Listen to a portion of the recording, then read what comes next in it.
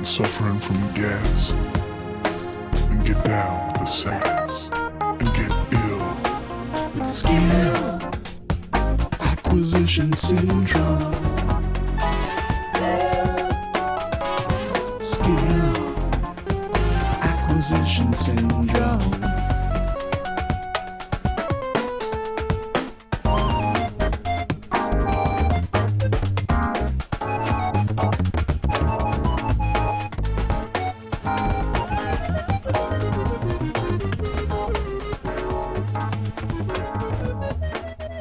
Welcome, one and all, to another episode of Skill Acquisition Syndrome, where we neutralize the gas with the S.A.S.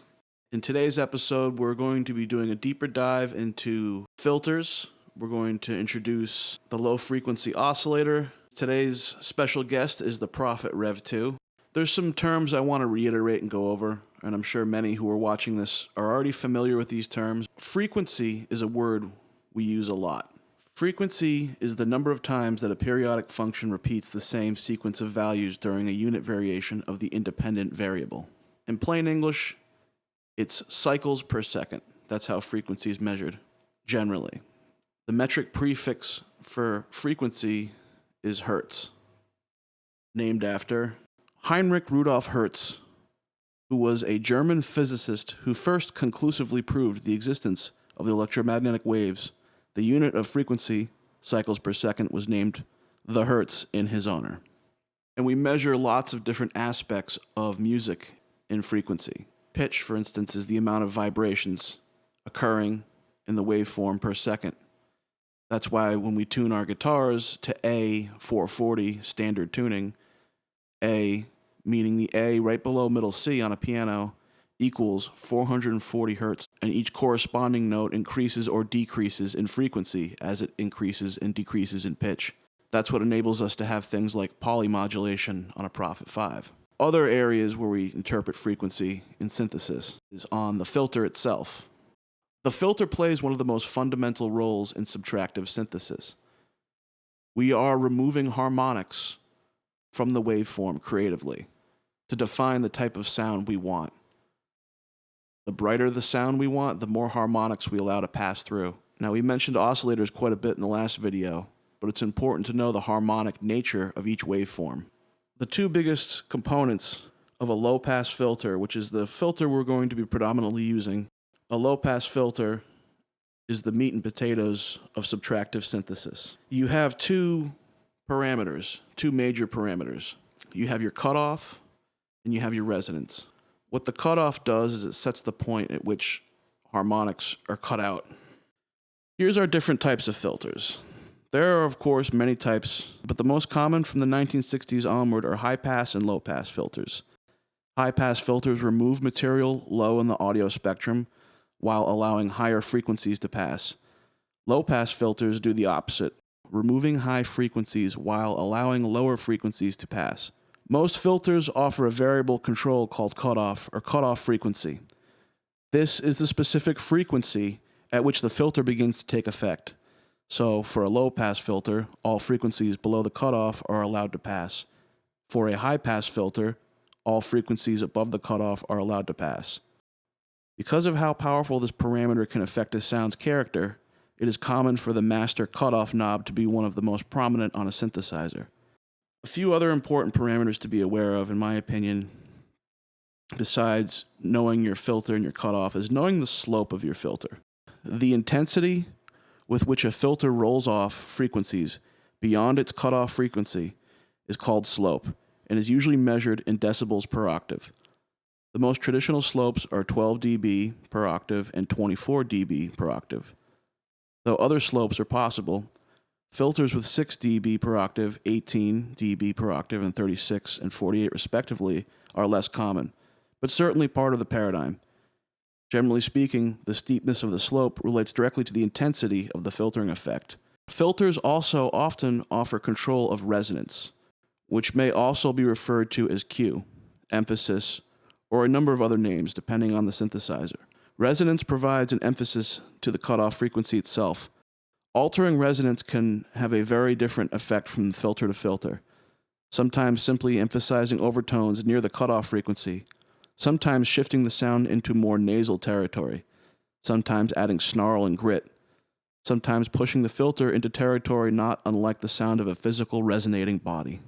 Many filters are designed in such a way that high resonance settings result in a subtle or extreme self-oscillation. That is to say, the filter itself can be made to produce a constant tone simply by virtue of its resonance being set relatively high. In these cases, the pitch of the tone can be altered simply by changing the cutoff frequency on the filter. So we hear the term self-oscillation quite a bit, and that's important in understanding resonance. Resonance is achieved by applying feedback to a filter. The effect of resonance boosts the frequencies around the cutoff frequency. As resonance increases, the feedback increases to a point that the filter can generate a sine wave tone. This is called self-oscillation. Today we're going to be talking about a low-frequency oscillator. LFO is an oscillator that moves so slow it is below the audible frequency range. At this frequency, an LFO of different rates and shape may be applied to add movement and expression to a sound. For example, you can modulate an oscillator's pitch to create vibrato. The more advanced routing you have for modulation, the more things the LFO can affect. I'm done yapping. Let's get into some sound design. I like to equate the cutoff value of the filter to Gandalf, okay? None shall pass past 1,000 hertz. None shall pass. That's the cutoff. The resonance is the little burst of escaped frequencies. With the resonance, you're applying an extreme amount of amplitude to one spot, correlating with the cutoff location. We have a initialized patch here. I've set all of my values to 0 for the most part. Let's play with the cutoff. No, nothing, right? Here we go. Okay. Great.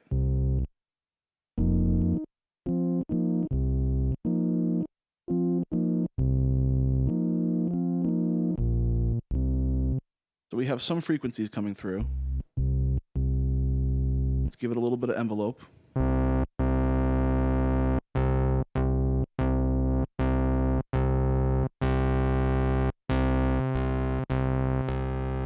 I already had some sustain on the amplifier. Yeah.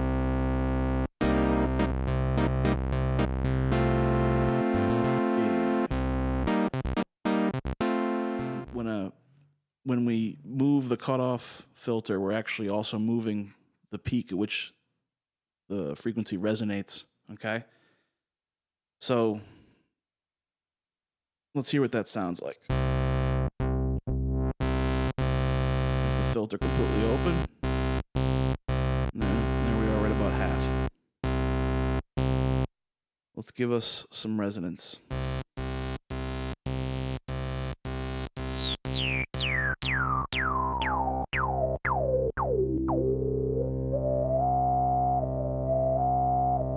Hear those tones, those overtones? I can reduce the overtones by removing the resonance, and I can reintroduce those overtones.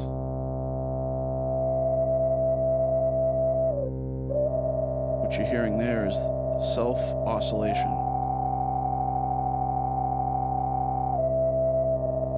The frequencies that are escaping are creating their own sine wave.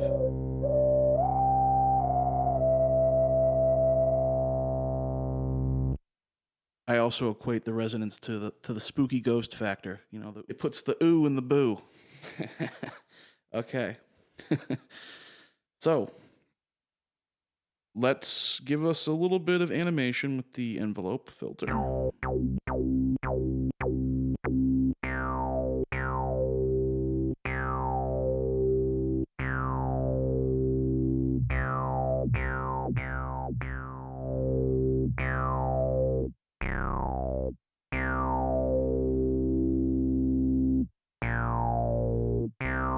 So that's cool. We got that going on. Shout out to 80s Man. He had a specific request to include some movement with the third auxiliary envelope on the Prophet Rev2. The third envelope will essentially affect the shape mod on your oscillators. So we have 0 third envelope right now. I'm going to increase envelope 3 amount to about 75. Hear that change now?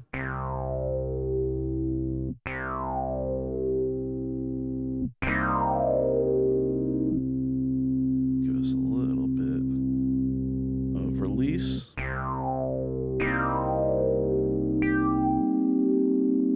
And then we can change the start point with a shape mod.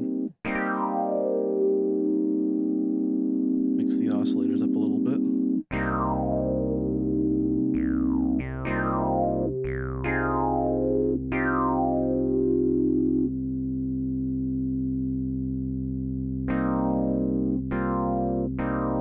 Now, reiterating what slope means, you'll see 4-pole or 2-pole. That basically signifies if it's a 12 decibel or 24 decibel slope.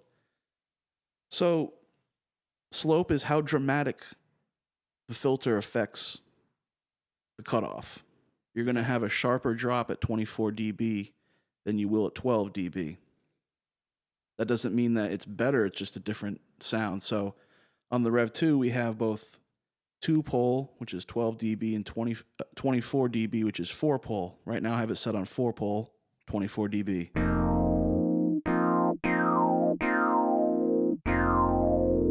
You can hear how that squelches a little bit. Now let's hear what it sounds like at 12 dB, 2-pole. It's warmer, right? It's more subtle, less dramatic. Same filter settings.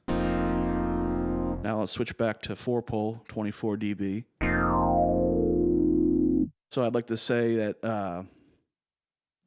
the slope determines how dramatic Gandalf is going to be. You know, is he going to speak the black tongue of Mordor? Then you might want to have 24 dB 4-pole.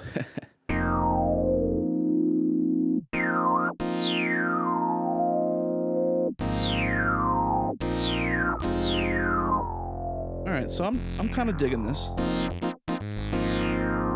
I got the third envelope now, affecting the wave shape of the 2 oscillators.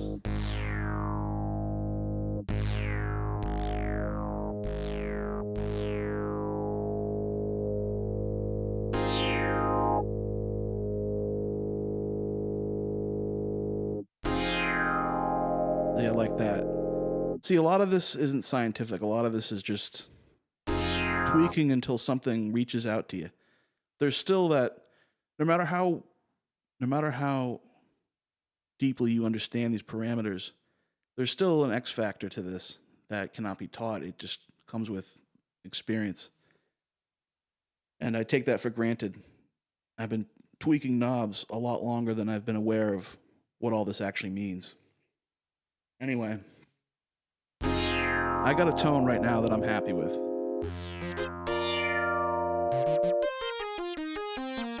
Or maybe not. That's better.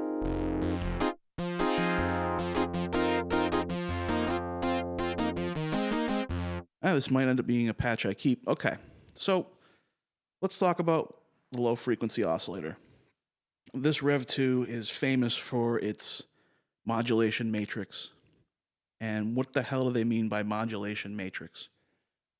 A matrix that assigns all of your different low frequency oscillators to a number of different parameters on the synth. So starting out, you have 4, but I like to start with just 1. Okay, and the least abrasive shape is a triangle, in my opinion. That's why they in a lot of sequential gear they'll put the triangle first. It just it complements the harmonics of the other waveforms. So we're going to see how a low frequency oscillator affects sound. On a Rev2, we want to use the destination button to figure out what our low frequency oscillator is going to affect. I'm going to show you what I typically do. I either go for all oscillator frequencies or I'll do one or two individually. And that's just for the first LFO. Mind you, there's 3 others after this to work with, but again, we're just going to stick with one for now. So on a Rev2, you have to assign the LFO to the mod wheel if that's where you want it to occur. Right now,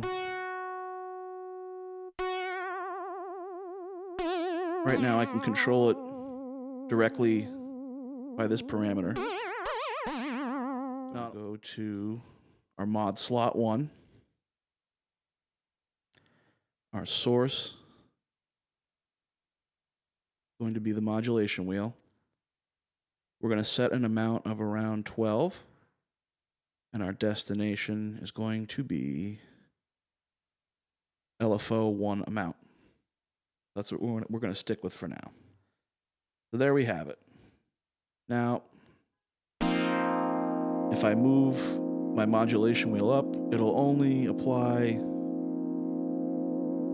a minimal amount of LFO. I'm going to give it a little bit more.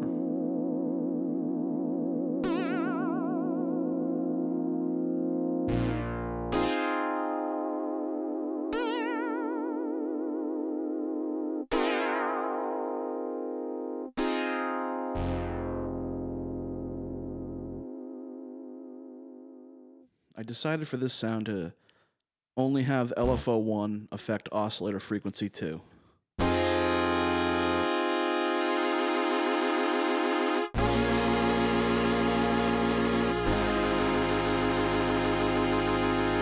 It gives the sound a little bit of movement without compromising the overall pitch of the pad sound.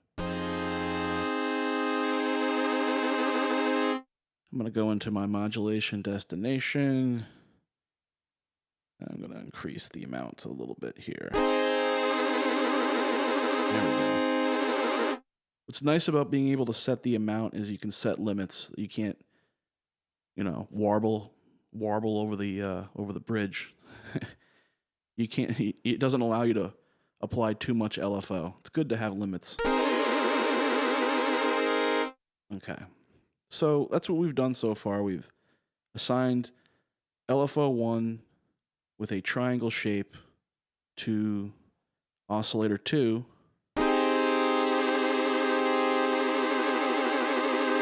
So let's experiment with another LFO.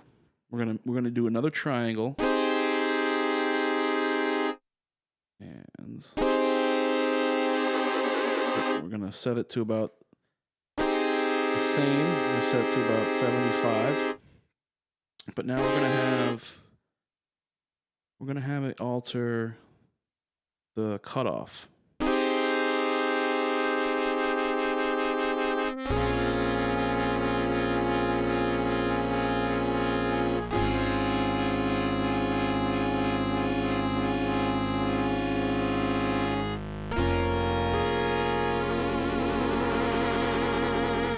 Now you hear how much animation just those 2 different triangle low frequency oscillators add to the sound. It's really so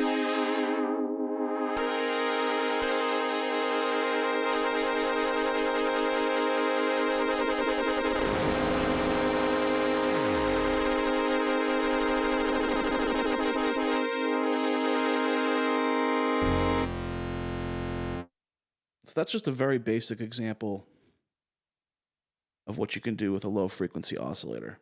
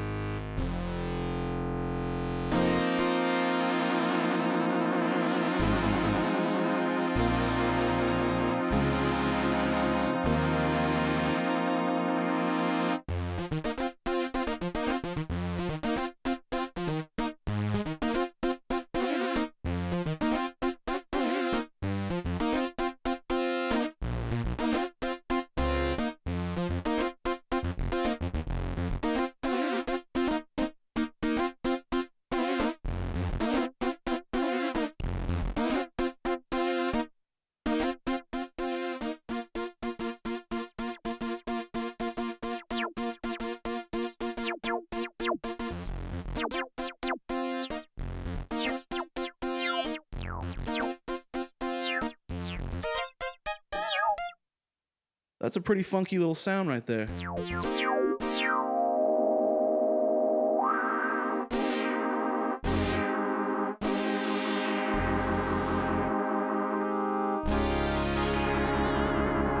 Well, we do have the LFO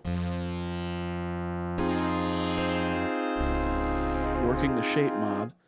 What if we did something like this? And we had the envelope control the LFO 3 frequency. And then we went to LFO 3 and we had that, I don't know, maybe work the resonance. Okay. And we'll try a different shape. We'll try a sawtooth. Make it a little edgy. Okay. So we now have LFO 3 affecting the resonance. And the frequency, we have the amount set to about 70, and we have the frequency being controlled by the envelope 3.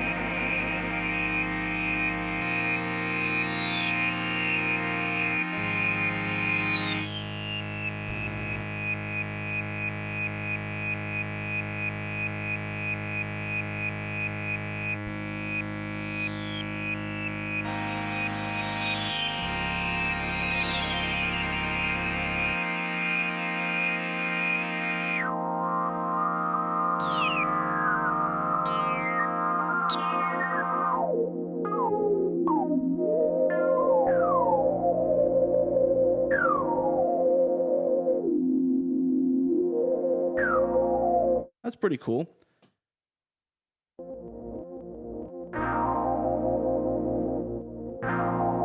I like having the LFO 3 affect the voltage control amplifier.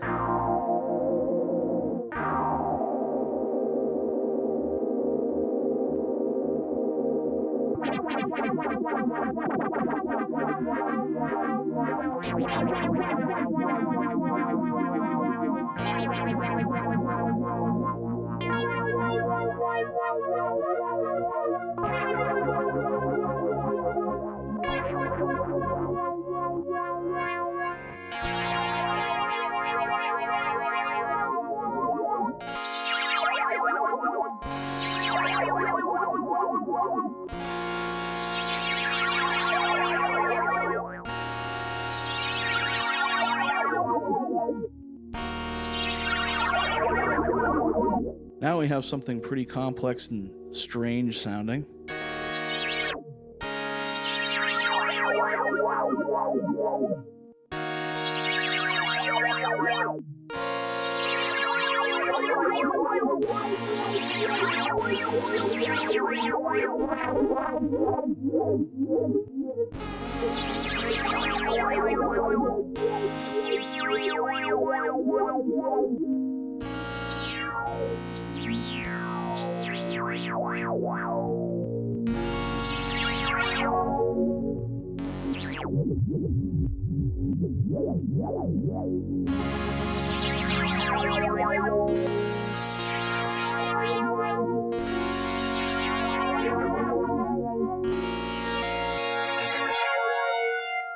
So that's a very basic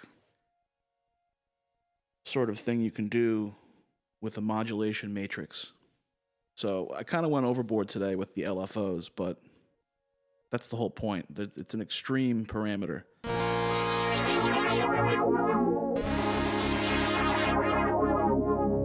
And I should add, I very rarely use all 4 LFOs on here. I'm working up to it. I like this patch, so I'm going to save it right now. Cool. We got that going.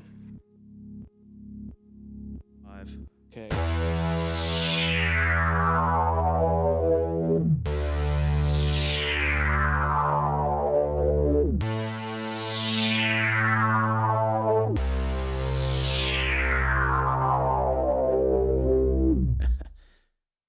That's the first Tom Sawyer patch.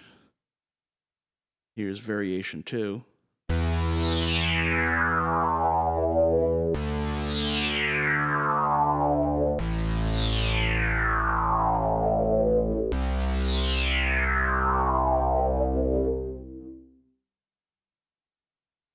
There's a synergetic connection in these patterns. And what do I mean when I say synergetic? It's a word that gets thrown around a lot. By synergy, I mean non-additive structural relationships. So, maybe your envelope amount being down a notch can have this much bigger effect on your decay parameter than you realize. There's little connections like that you make in your brain as you're learning synthesis. So I hope this video helps out, and I want to incorporate more music theory in the future along with synthesis, because the areas in which they walk hand in hand is a good road to walk down. So anyway, have a great day, and hope you enjoyed this episode of Skill Acquisition Syndrome.